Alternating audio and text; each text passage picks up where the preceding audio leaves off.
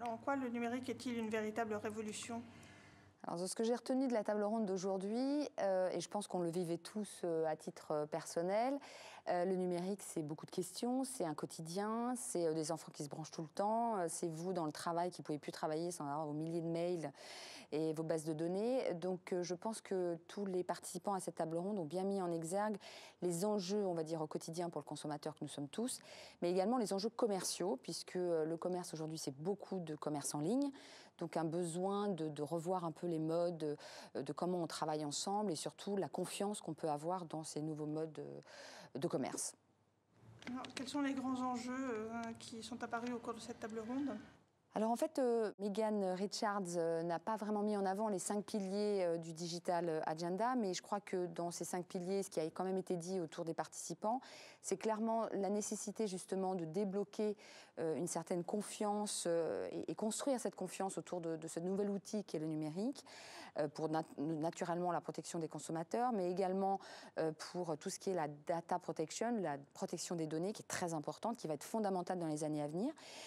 Bien évidemment, un deuxième pilier qui est d'enlever les freins à cette digital economy, les freins étant notamment, comme on le disait juste à l'instant, le commerce électronique, avec tout ce que ça implique de méconnaissance aujourd'hui et du besoin de rentrer dedans, mais aussi toute la dynamique audiovisuelle et autres. Il faut également assurer une grande connectivité la plus large possible, et ce, en Europe, mais aussi dans le monde.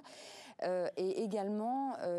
promouvoir, ne pas oublier que cet enjeu économique derrière la digital economy, derrière le numérique, doit nécessairement prendre en compte une dimension sociale. Donc par des compétences, par la prise en compte des droits fondamentaux et ce genre de choses. Et le dernier pilier, celui dans lequel on s'est le plus attardé, mais qui est quand même fondamental, c'est toute l'innovation qu'il y a derrière ça, le besoin de soutenir cette innovation et de pouvoir la financer et arrêter d'être donc dans une dynamique, on va dire, de financement purement capitalistique, mais bien dans une dimension de rupture, une innovation de rupture et un management du risque de cet investissement qui doit être soutenu. Quelles seraient les principales mesures à prendre d'après les intervenants de la table ronde? Une mesure phare? Alors, je pense qu'il y en aurait beaucoup, puisqu'ils ont partagé la roadmap où on voit bien qu'il y a beaucoup de choses et des piliers qu'on vient de nommer. Il y en a beaucoup, notamment la confiance et la connaissance, la notion de pédagogie. Mais je pense que, sans vouloir être caricatural, je pense que la conclusion d'un des intervenants, qui était M. Réveillon, était assez...